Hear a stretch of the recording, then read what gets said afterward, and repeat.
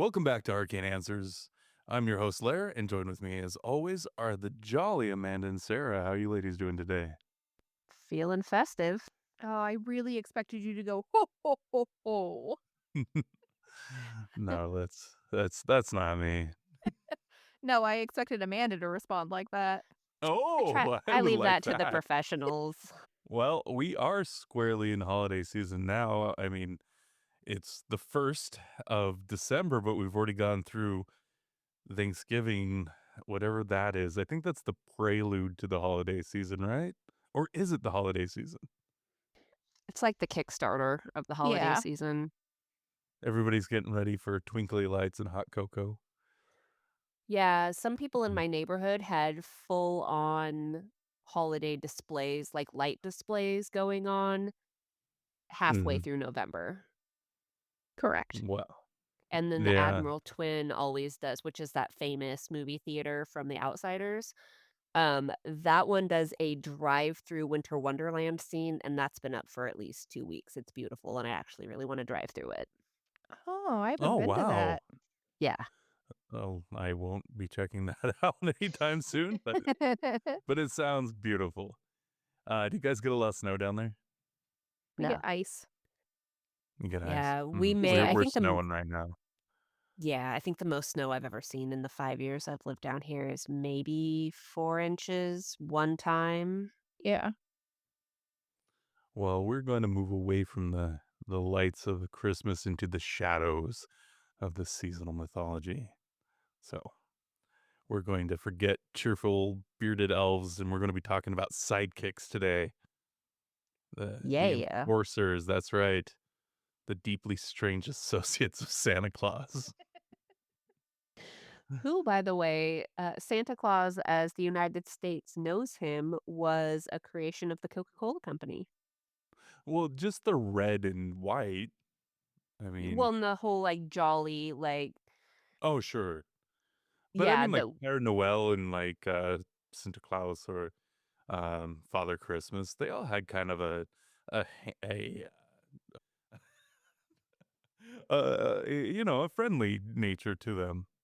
yeah, but I mean, as the United States knows Santa Claus, that was a creation of the Coca-Cola Company. And Norman Rockwell. That I believe too, yeah. Yeah, absolutely, and that's how I always picture him too. I mean, like, I know these other pictures, but I'm like, "Nah, man, Santa Claus wears a red suit and white and really loves Coca-Cola." Yeah, they Germanified him. They're like, "Man, that guy's too Yeah, scary. Let's, let's plump Well, him up can and you well, give him some blame bright colors." them? right. No, I think all fairy You can't be tales, the having further away Sinterklaas. yeah, the further away they get What's that? from Germany, the better, I think, for the mental Yeah, health of children. Correct. especially towards World War II.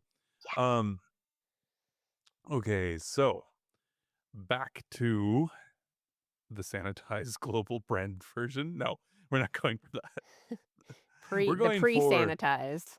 The well, OG Santa's Little Helpers before Santa existed. yeah, well, it's not even he existed. So I mean, there's Saint Nicholas, Sinterklaas, That whatever is you true. want, but he traveled with these people. Like Saint Nicholas, and so he didn't travel alone. He traveled with terrifying companions. Yes. Yeah, whose job wasn't to reward good behavior, but to actively and physically punish the bad. It was definitely a good cop, bad cop. He was the good cop, and there was a whole lot of bad cops. Yeah, and like bad cop was carrying a bundle of sticks and possibly horns. So, Maybe making some stew out of children. yeah, that's right. I'm going to start off with Belsnickel. And he is, well, I mean, that translates from German as Nicholas in furs, essentially, to, yeah, he's kind of both a Santa Claus and not a Santa Claus, and he travels with Santa Claus. He punishes and rewards. So he originates in the Palatinate, a region of southwest Germany. He was famously brought to the United States by German immigrants in the 17th and 18th century and primarily settling in Pennsylvania Dutch country. So, unlike that aforementioned red and white uniform of Santa. Belsnickel, he wears tattered and often dirty clothes draped in furs and sometimes masking his face. Oh. So, like, get ready for Belsnickel showing up in your house. Here comes Belsnickel. So he is like, yeah, he's a unkempt guy who shows up with a bag and a stick and bangs on your window and then demands that all the children prove that they deserve a gift. So, like, this ritual, right, is fantastic. He appears in the weeks before Christmas, not just Christmas Eve, and he bursts into the room ringing bells or brandishing a switch, Oh. and then he carries a pouch of treats, like candies, nuts, and cookies and stuff like that, and sometimes coal. And then he puts the children on the spot, and they're asked to, like, recite a prayer or sing a hymn or question about their behavior during the year. And so if they do well, he throws candy onto the floor. And as they scramble to get the candy, he gives them a little playful swat. Oh. Oh, as to say, you were good now, but, this could be in your future. Oh, So a he's just warning. Okay. chaos. Yeah. And he's like, clean up your act. The other guy's coming and he won't be so nice. So I love this idea of just this like furry, dirty man kicking in your door and be like, sing me a hymn. No, sir. Like, Get out. oh, good King Wenceslas. Oh, that's great. Here's some candy. And a little smack for you being bad. I know you were bad. I saw you. We all saw you. Tom Waits as Santa Claus. Then that brings us to the French. Actually, Oh. that bleeds in really well too. Leaving our little rough and tumble Belsnickel behind and going into Père Fouettard. I know I'm slaughtering that, but that's the best I'm ever going to pronounce it. So, like, if Belsnickel's your weird uncle, this is the henchman of the criminal.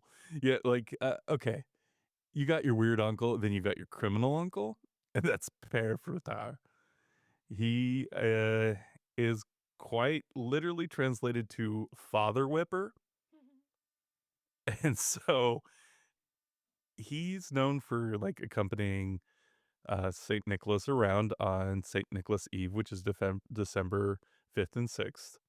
He's typically depicted as a gaunt, dark, menacing, and often with a long, scriggly beard, wearing dark, ragged clothing, and he carries a whip, hence the foutard, which is whip.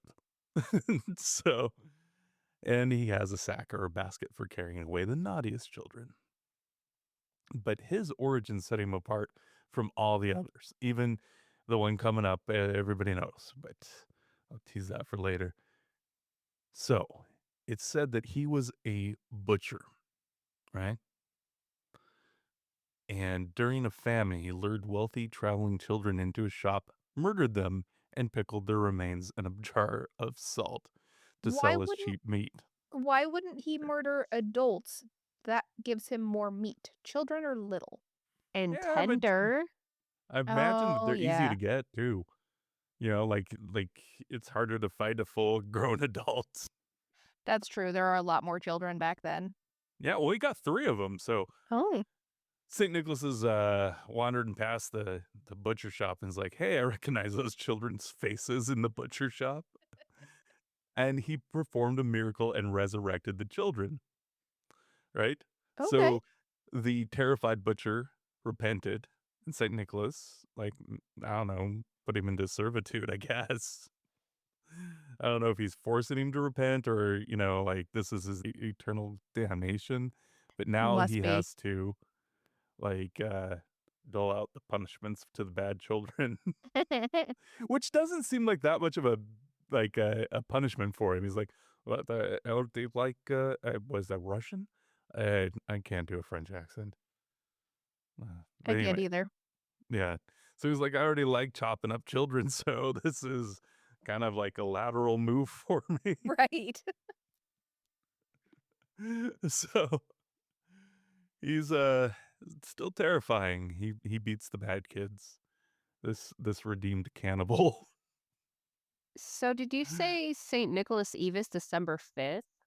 5th and 6th, yeah. And then the Epiphany doesn't happen until January 6th. So that means in old-timey Europe, there was a solid month of kids just getting their asses whooped and getting candy. Yeah, Like, that was it. Just absolutely. Yeah.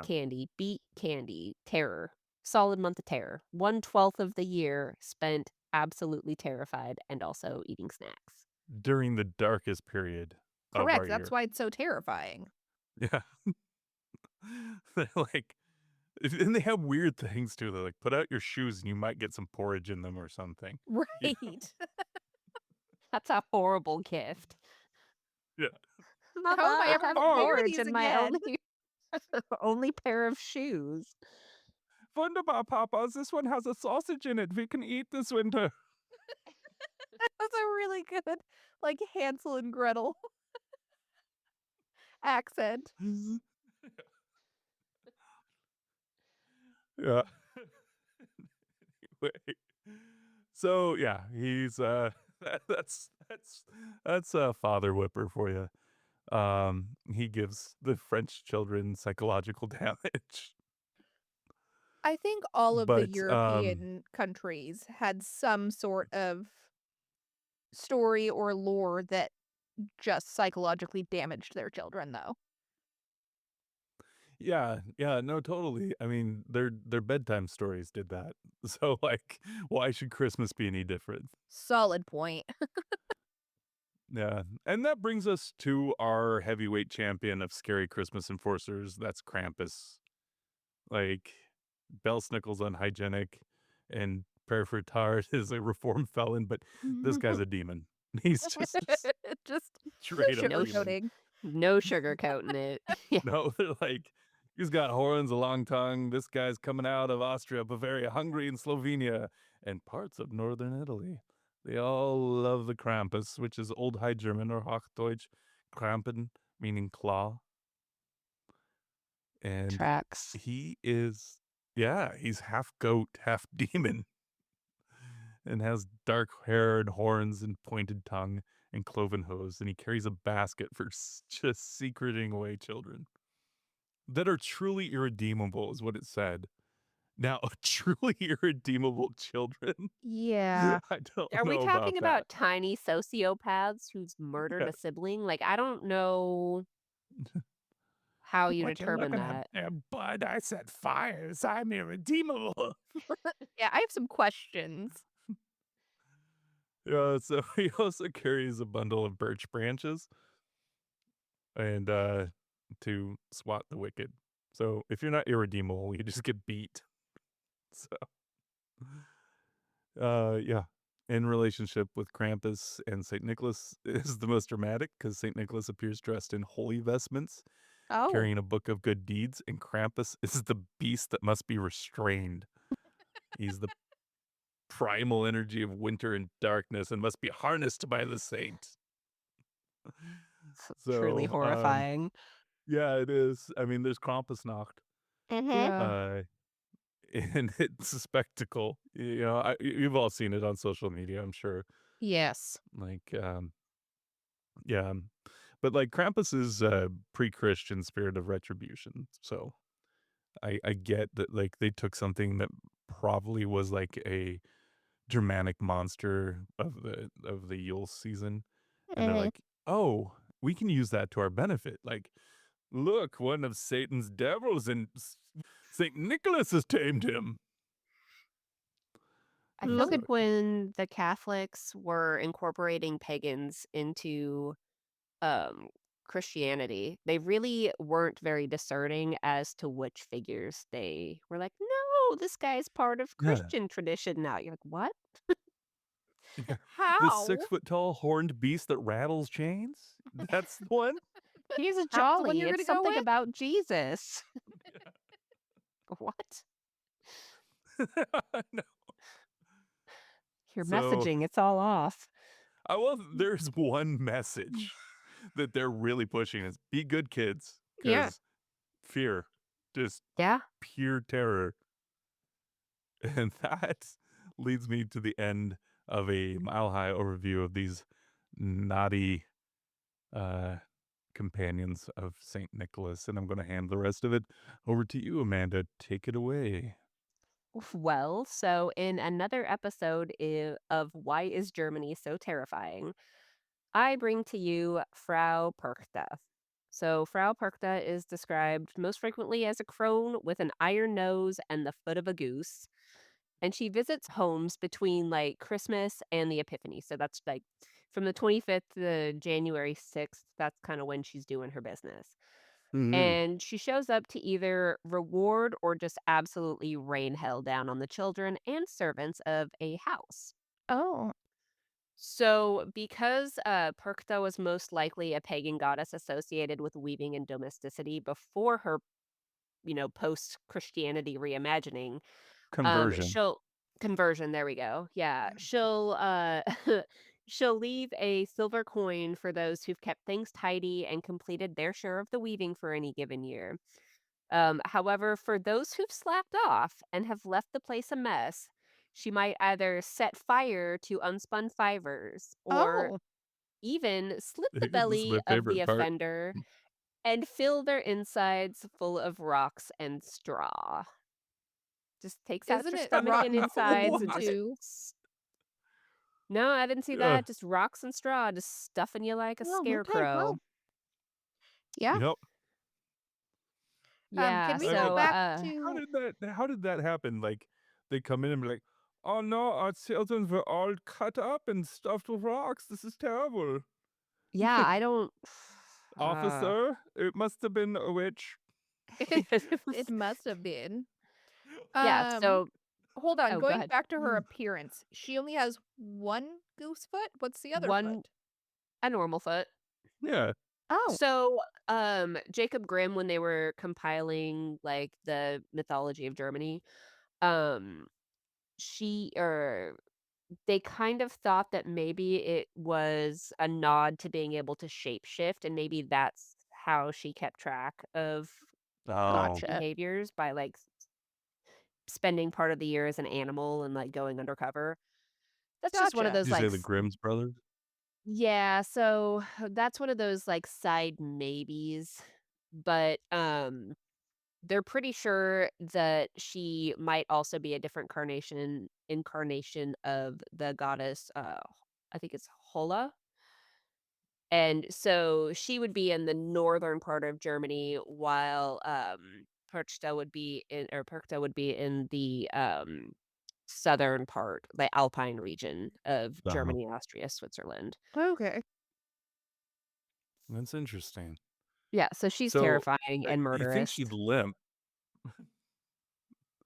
She Yeah, is well, terrifying and sh murderous. she also has another like, a more rare reincarnation is she's more of a snow maiden. But the Oh, terrifying yeah, but, because her feast like, if you don't eat her normal fare of fish and porridge on her feast day, then she also shows up and punishes slit, you. Like, slit your belly? yeah, I that it's just I mean, horrifying, that's like, the thing that's the most terrifying is like that you didn't eat your porridge and you go to bed and you're like, "Oh fuck." yeah, I'm She's gonna gonna wake up come and cut stuffed my with belly rocks and open. straw. This is terrible. Yeah.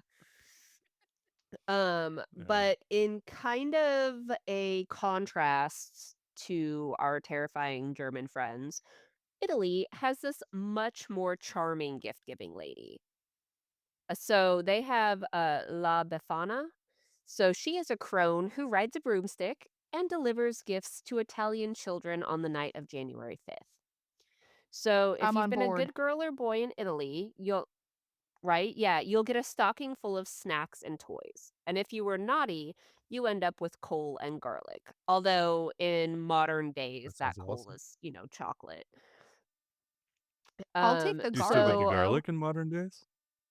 Yeah. probably not. Can you imagine the flavor garlic would impart to chocolate coal in the I same wasn't thinking of stocking? Like, eating them together. Oh, I no, but see. I mean, just by virtue of the stench leaching into the chocolate. Like, it's probably not Yeah. a good idea. Or it might be delicious. I don't know. I just want a That's bunch of true. I want a bunch of Go ahead. garlic put into my stocking now. I can make that happen. I know you can. I know you can. I love me some garlic. Yeah. In Germany, we had garlic ice cream. It was pretty good. I mean, Oh, not that sounds Germany, good. in Japan. Okay, so La Befana's lore begins when the three wise men stopped at her house to ask for directions on the way to visit Jesus. And Of they're like, course. hey, you want to go with us? And she's like, listen, I got an absolute ton of housework. I cannot go visit Jesus. I cannot go on any sort of adventures with you. But you guys can stay over, leave in the morning, have a nice day. So they hang out, they head on their way, and after a while, she's like, this housework's still gonna be here, but I am not gonna ever get to go on an adventure like this again. So she sets out to catch up with the three wise men. But unfortunately for La Befana, but awesome for the children of Italy, she never caught up with the Magi, and now she wanders the land, leaving gifts for all of the children in hopes that one of them might be the baby Jesus she was looking for. Oh, that is so sweet. It is, yeah. So Italy, Yeah. nice, pleasant, not traumatizing the children. Germany, Un- do not spare any rods or you will spoil the child.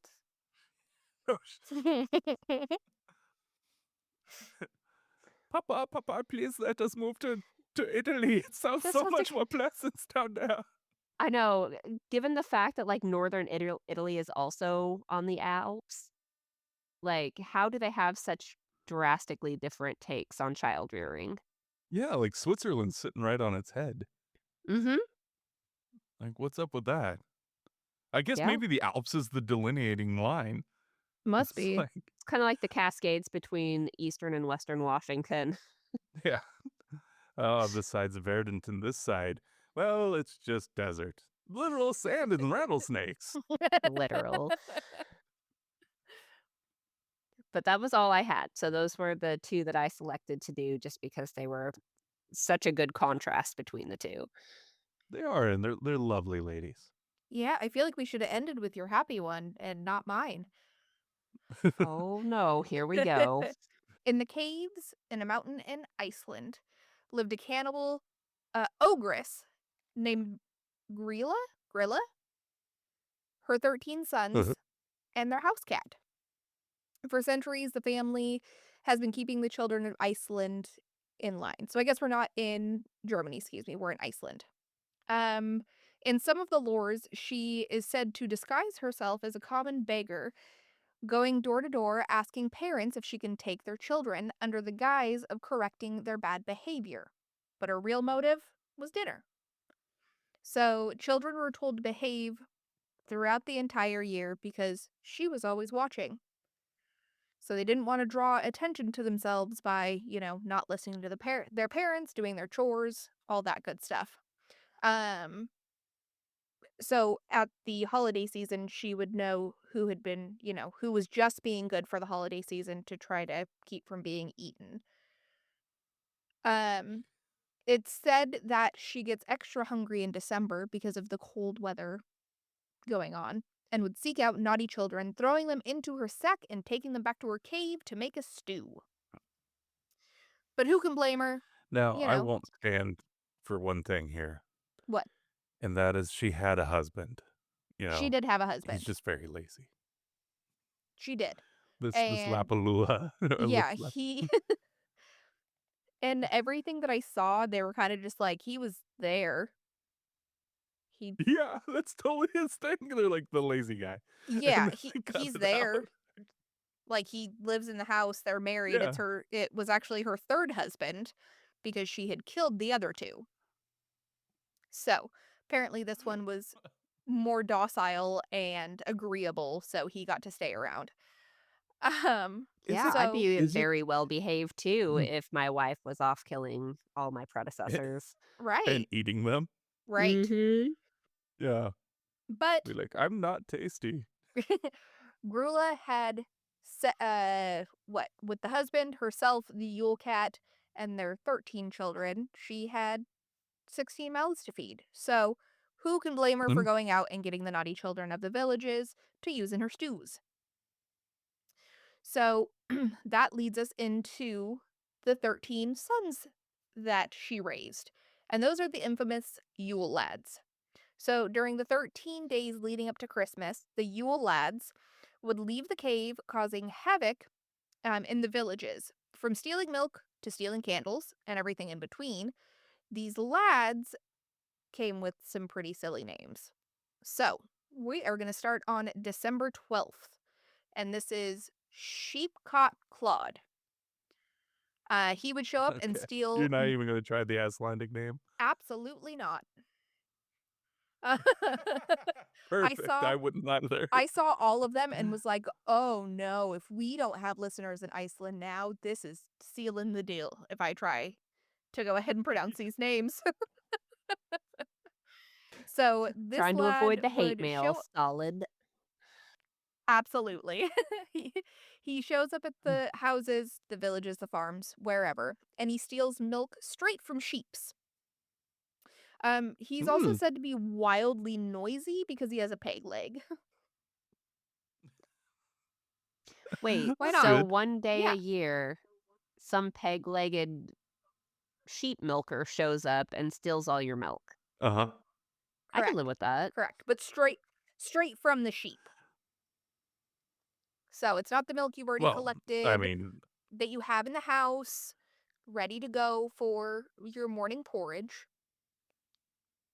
Yeah, I wanted to yeah, Okay. but sleep in on I that guess day. they Thanks. arrive on these days, but stay till Christmas. Is that right? Or stay till Um, X amount of days later?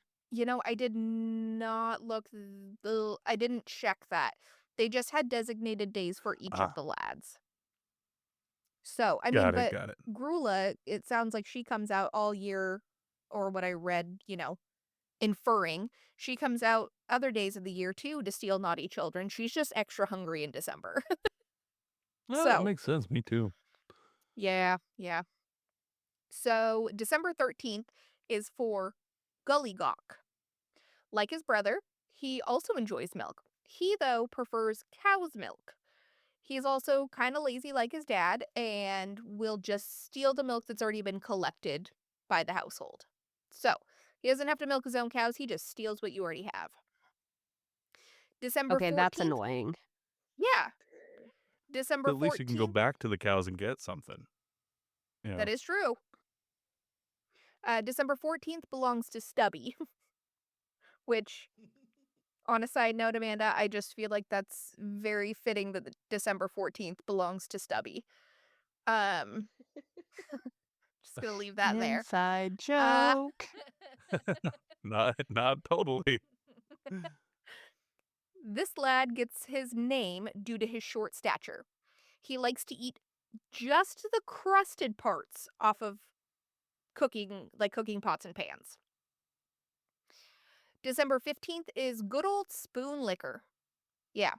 So, as his name says, he steals spoons to lick the food off of them. As you can imagine, he's depicted as kind of skinny or emaciated. December 16th, we have Pot Scraper, who, like Stubby up there. He is said to scrape the leftovers, but not the crust because his brother already got the crusty parts. He scrapes the leftovers out of pots and pans. December 17th brings us bowl liquor. He would sneak in and lick the bowls clean. But here's the deal. He wouldn't just be like, oh, the family's bowls, I'm going to lick all these clean of their leftovers. He would also steal pet bowls and lick those clean as well. It's Why? disgusting. I don't know. That's gross. So, December 18th is probably just the most disruptive of all the Yule lads. He's not in it for the food. He's just in it to be disruptive. So he simply, did I say his name was Door Slammer? I know you No, haven't but mentioned it yet. Okay. that So his tracks name's for what Door you're about to Slammer. say. Right. So he simply comes to houses to disturb the residents and slam their doors. December 19th, we have Sky Gobbler or Skyer Gobbler.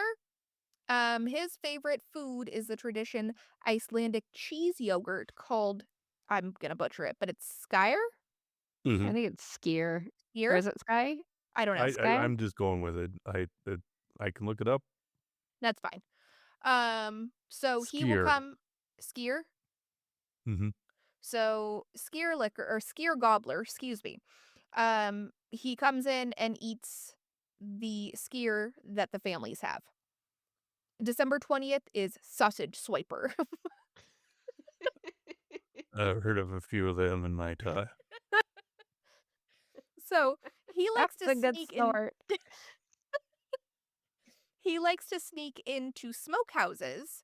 He hides in the rafters, and then he steals sausages that they're hanging and smoking. December And 21st, he wishes he had a different name. correct. December 21st brings us one of the creepier ones. His name is Window Peeper. Oh. And he peeks into windows looking for things to steal. Oh, well, that's good. At least it's only stuff to steal. Listen, Not he's just a peeping in weird windows. peeping I'm not Tom. cool with it. Yeah, no, I'm not here for it. This one threw me a little bit. December 22nd is for Doorway Sniffer. So, What's... I mean, if you look at all the other names, what do you think he does? That doesn't make any sense. They all sound like perverts to me. I don't know, man. Absolutely. So, his name was inspired by his large nose, and he actually used it to sniff out traditional leaf bread from it's yeah. I was like, doorway sniffer, that those don't go together. But anyways, December 23rd we have Meat Hook. And this lad carries around a meat hook to cut and steal meat with. But this may also have been more sinister in the beginning of the Yule Lads. In some lore, he was said to have used the meat hooks to grab children with. So his mom's out there snatching kids. He's out there snatching kids. Correct. But in the more popular lore, it's just he has his meat hook to cut and steal meat from the houses. And then, I got it. yeah. And then we have Christmas Eve, December 24th, our final night of the Yule Lads, and we have Candle Stealer. He would sneak into houses and steal candles from kids after they had gone to bed. This was not for him to light his way or, take it back to the cave for his family. Candles were just his favorite snack. And in his defense, candles used to be made with animal fat. So, Yeah. He's not just out here eating wax. Okay. So, you had asked if the Yule Lads come out all year long, or excuse me, for that entire 13 days, or if it's one at a time, only one's coming out. Again, I didn't look No. that far into it, but I suspect that Grýla probably needed to only let one boy go at a time because she needed their help with the family cat, the Yule Cat. But why would she need help with just a plain old house cat? Well, the Yule Cat is actually an enormous cat-like beast who waits in the darkness to take revenge on unsuspecting children. But what are the crimes of these children that provoke the Yule Cat coming to steal them or eat them? Well, if a child did not do their chores, they would not receive their new Christmas clothes. And it being so cold in Iceland in December, those new warm winter clothes were really important to make it through until the spring. The Yule Cat would visit every house to make sure that the children were wearing their new clothes. And if the children were not or did not have them close in reach, like if they were in bed and their clothes were laid out all nicely for them to put on tomorrow, that was also acceptable. But if there were no new clothes or they just weren't wearing them, then they were considered to be naughty children. And so, first of all, the Yule Cat would start out with eating the child's dinner. Like, hey, you are obviously a naughty child. You don't deserve dinner. I'm going to eat it. Right? That's fine. No big deal.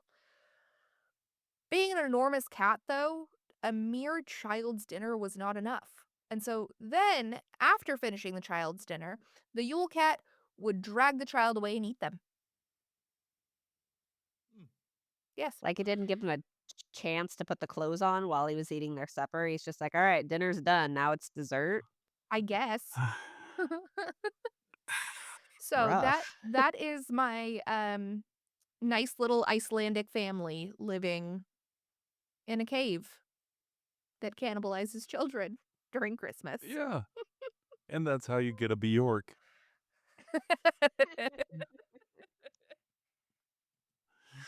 But that is fascinating. That is all the time we have for today. And next time, join us as we will be talking about weird Christmas traditions. Season's greetings.